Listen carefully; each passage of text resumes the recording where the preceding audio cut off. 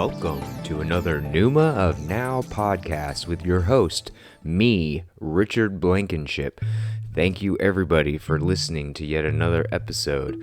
We got something special here, probably a series, so I better get started or I'm gonna forget. This is gonna be a reading from the book The Astral World. It's Scenes, Dwellers, and Phenomena by Swami Panchadasi. That's Panchadasi. Okay, so at the top of this book it says, true occult knowledge gives you practical power and strength. So this is kind of a small little booklet, but it is 92 pages, but it's small. So what we're going to do here today is read chapter 1. Let me see how many pages it is. It's 11 pages. And then we'll probably do chapter 2. At least the first 2 chapters. Okay. Chapter 1, The 7 Planes. Every student of occultism, from the humblest beginner to the most advanced pupil, has a full realization of the wonders of that strange plane of being known as the astral world. The beginner, of course, has not the privilege of actually viewing life on this plane, except perhaps in exceptional cases or under extraordinary circumstances. But even he finds constant reference to the subject in the treatise, his studies, and soon discovers that this particular plane is the scene and field of some very strange phenomena.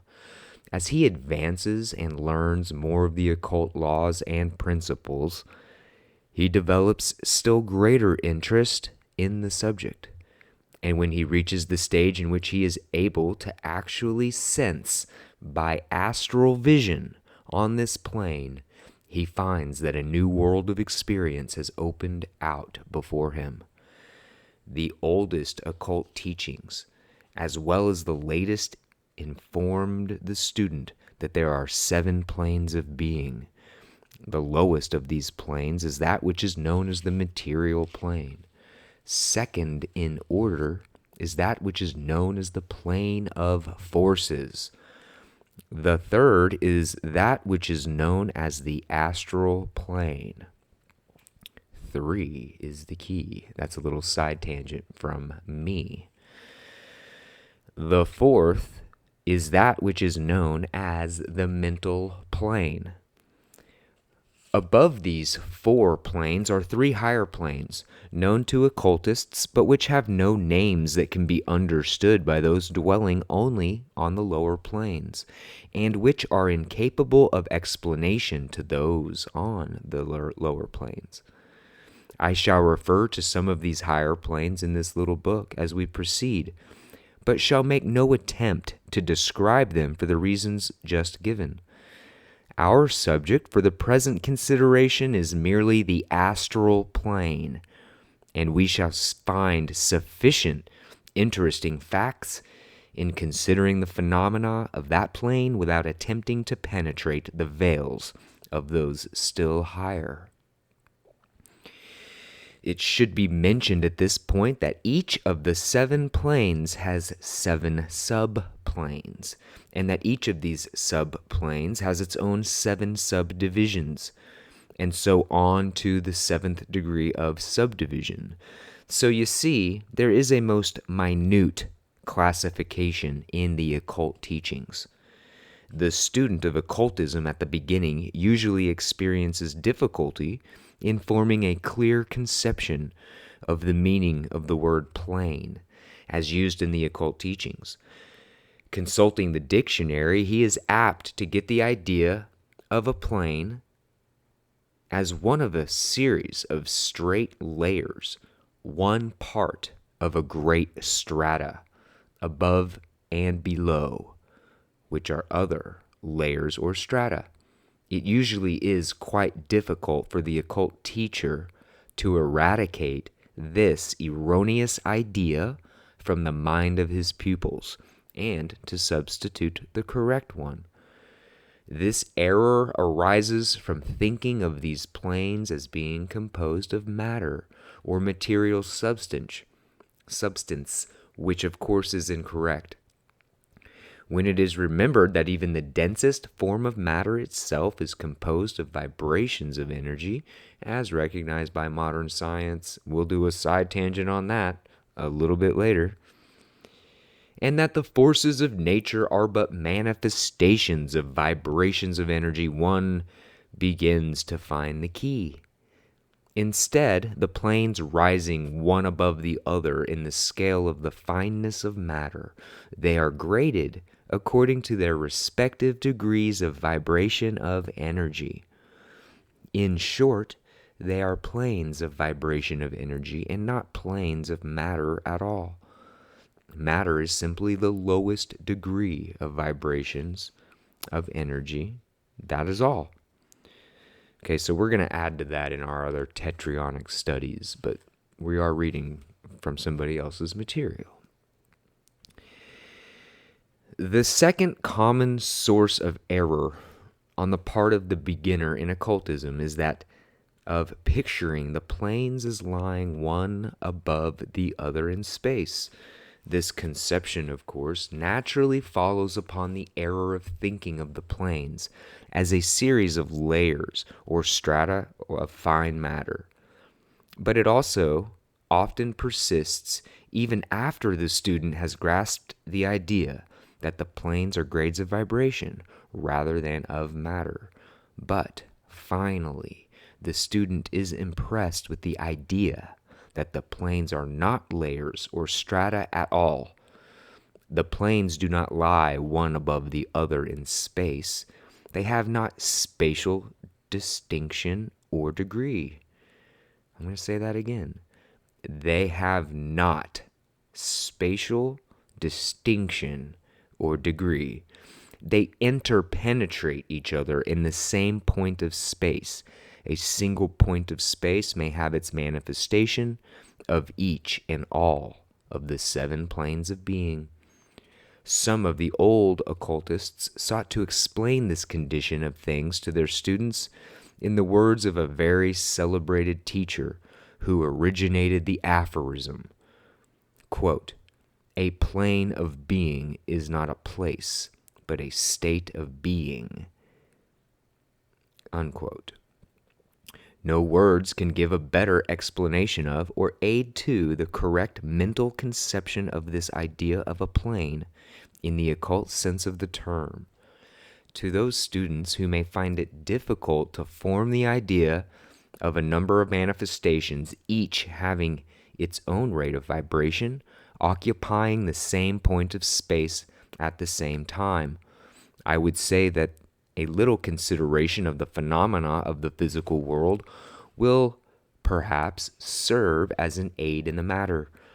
For instance, every student of physics knows that a single point of space may contain vibrations of heat, light of many shades, magnetism, electricity, X-rays, etc., etc., each manifesting its own rate of vibration and yet not interfering with the others. Every beam of sunlight contains many different colors, each of its own rate of vibration, and yet none crowding out the others. By the proper laboratory apparatus, each kind of light may be separated from the others, the ray thus split up.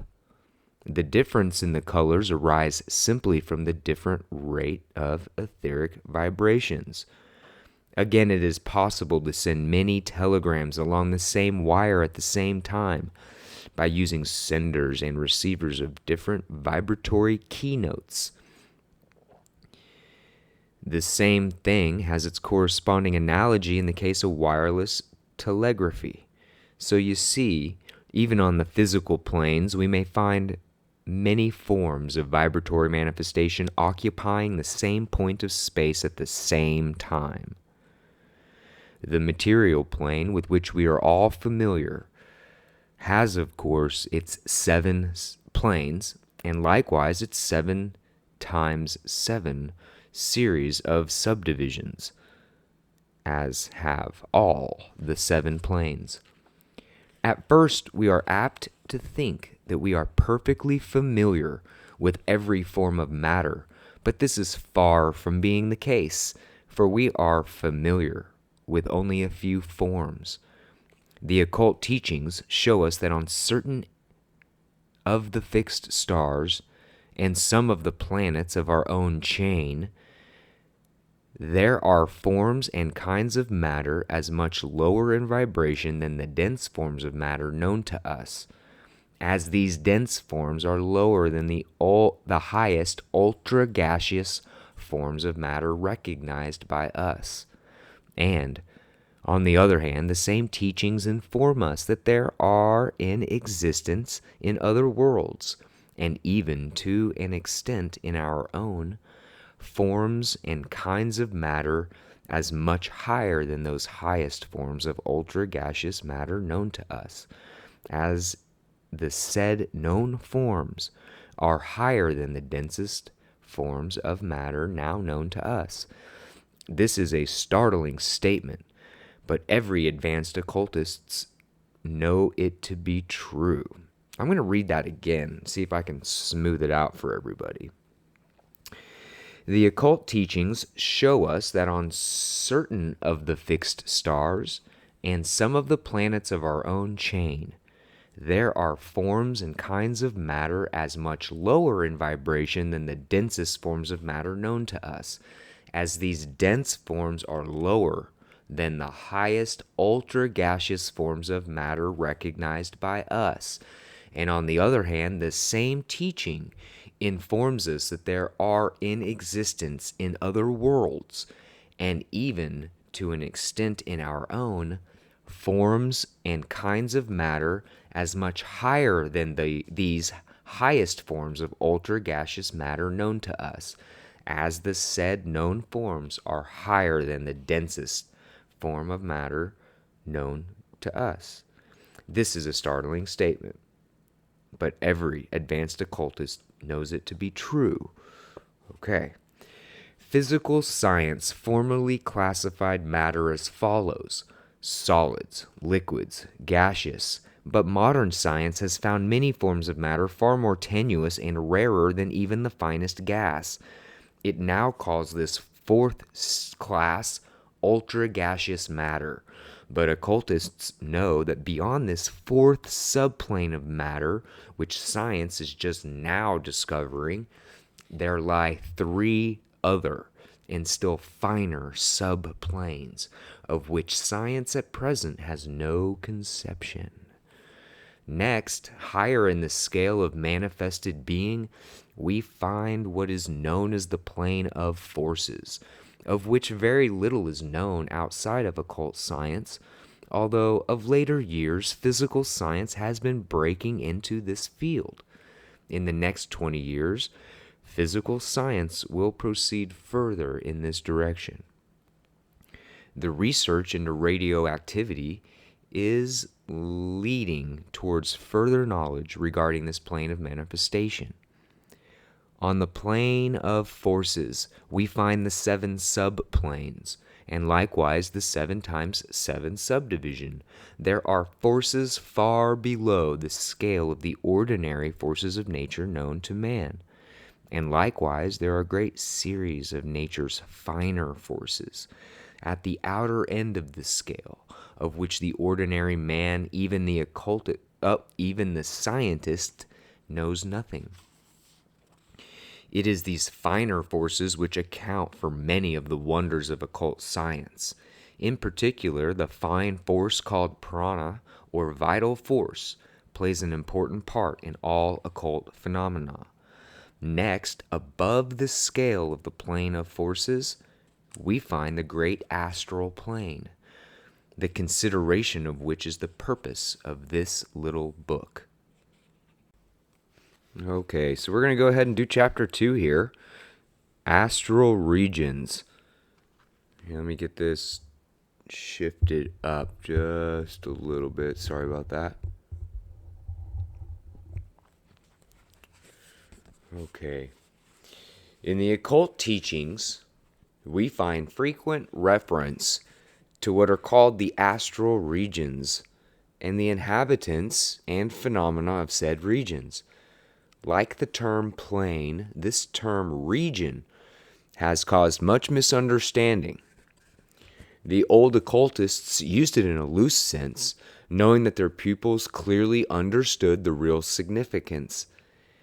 They did not care whether or not another person understood. But the modern investigator, without the benefit of a teacher, often finds himself confused by this mention of regions of the astral plane, and frequently finds himself thinking of them in the sense of the heaven and hells of the old theology as definite places in space.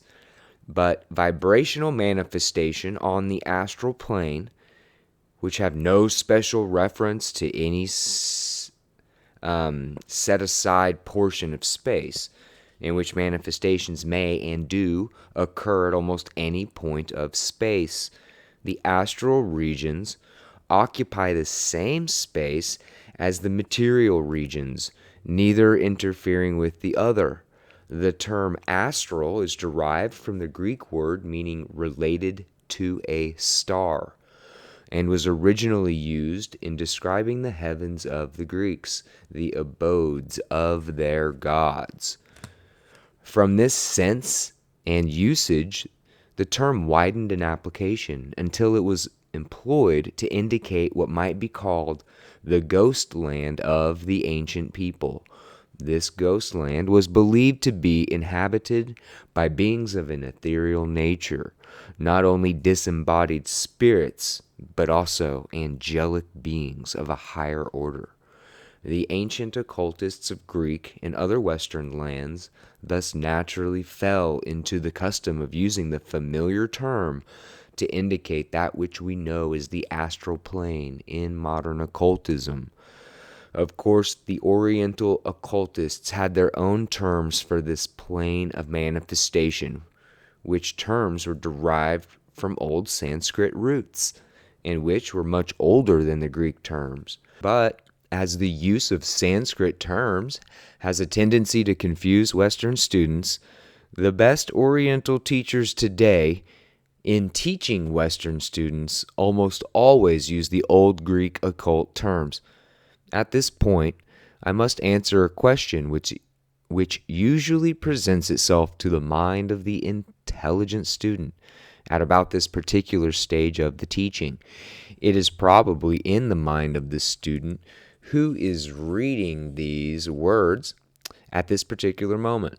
The question may be stated as follows: how is it possible for anyone to speak intelligently of the phenomena of the astral plane if that plane is on a higher vibratory scale than the physical senses?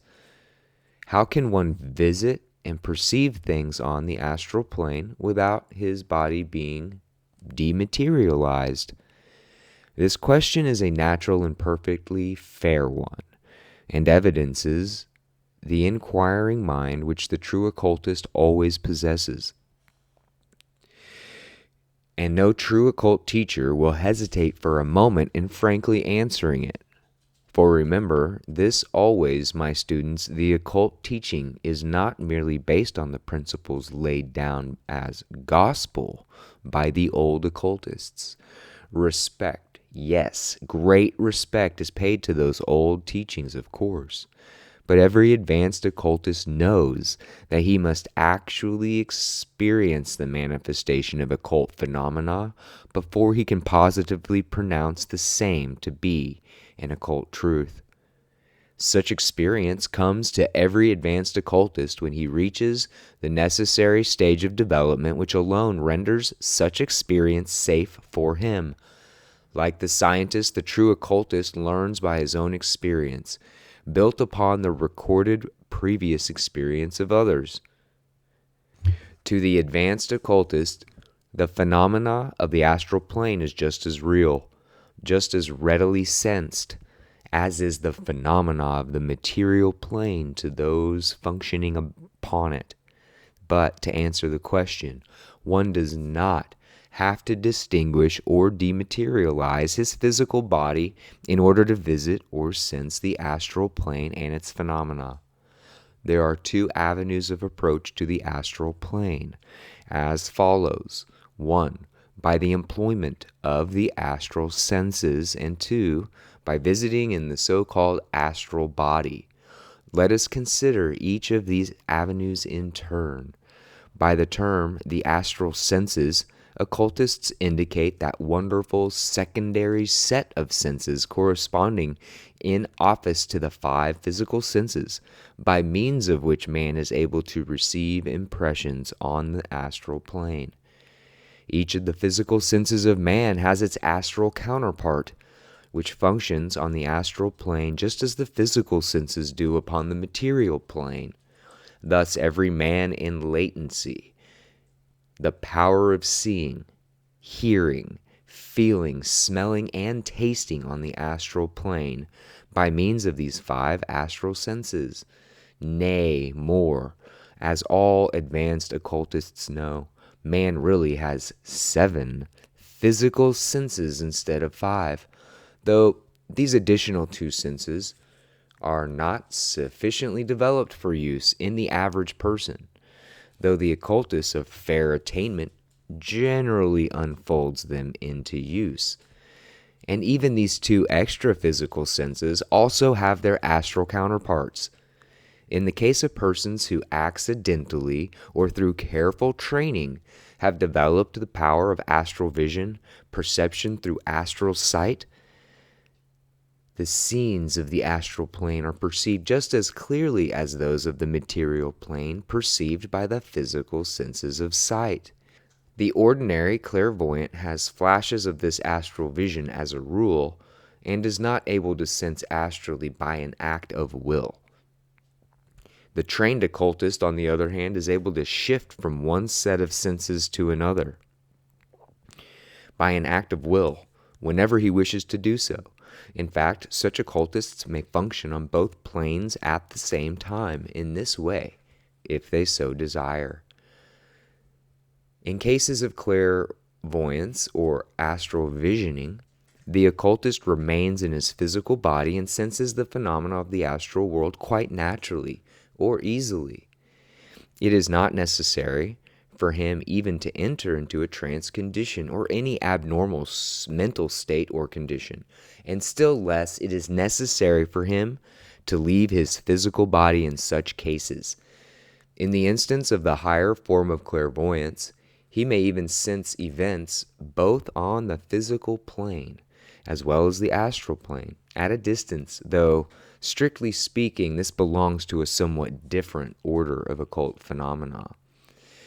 To vision astrally, the occultist has merely to shift his sensory mechanism, just as the operator of a typewriter shifts from the small letter type to the capitals by a shift key. This, then, is the simplest and most common way of occult sensing on the astral plane. It is possible to many to whom the second method is impossible. The second avenue of approach to the astral plane is that in which the individual leaves his physical body and actually travels on the astral plane in his astral body. The astral body is composed of an ethereal substance of a very high degree of vibration. It is not mere matter and yet is not mere force. It is composed of astral substance, which resembles very fine matter, but which is far more tenuous than anything that is known as matter. Ordinarily, the astral body can be sensed only by means of the astral vision, but under certain other conditions it takes on the semblance of a vapory form of matter, and is perceptible to the ordinary physical senses as a ghost or apparition, even when the person is in physical life.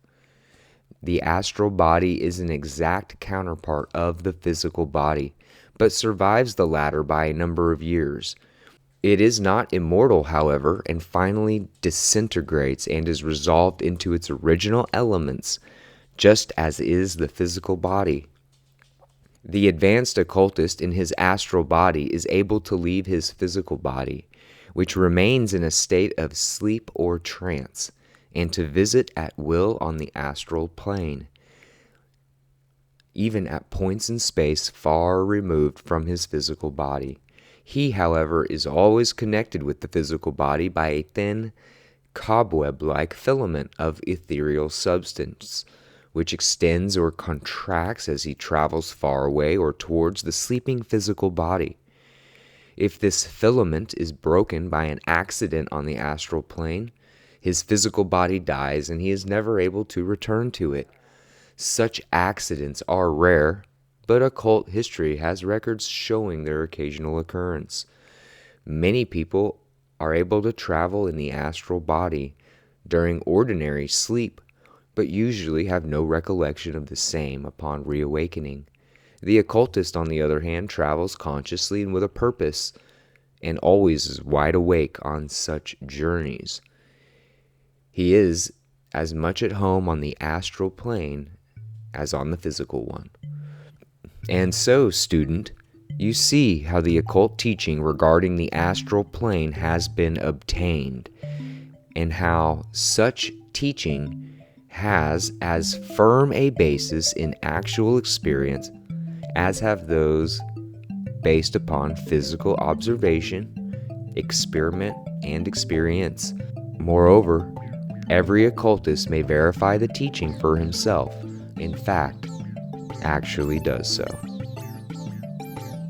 So, I have a lot to say about the astral world, in my own world, in my own experience. But it's refreshing to have a little book here that I can't really find anywhere else, so I'm going to read it to the audience. It might take me a few weeks or a few days to get it all read, but if I do this every single morning before I go to work, we'll get this thing uploaded in the next week or two in its entirety. So, thank you for being here, and as always, we leave you with one thought and one thought alone: deep peace in the pneuma of now.